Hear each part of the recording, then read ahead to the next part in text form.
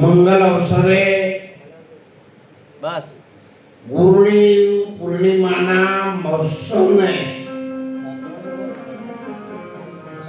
ઉજવણીના ભાગરૂપે સમસ્ત ભારતમાં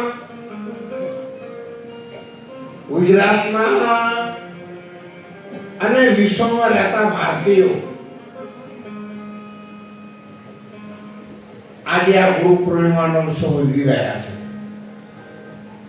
અને એમના ઉત્સાહમાં આખી દુનિયામાં વધારો થાય. આપણા ઋષિ મુનિઓને સંતો મહંતો જતીઓ સત્યોની સંસ્કૃતિ વિશ્વ લેવલે ફેલાય એના સહભાગી બનવા માટે આપણે બધાને પોતાના અંતરથી એવી જય બોલાવો કે આખી દુનિયામાં ઝાડનું પત્તે પત્તું પણ આ ભારતની સંસ્કૃતિને આશા રાખે.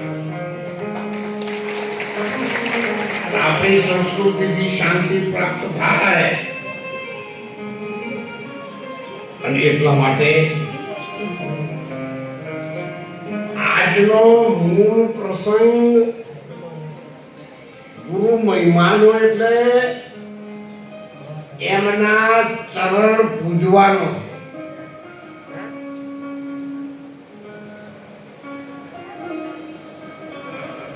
ગુરુપદ પંકજ પૂજતા 14 લોક પૂજાય. ધીરે ધીરે સમજો હો, ધીરે ધીરે બોલીશ,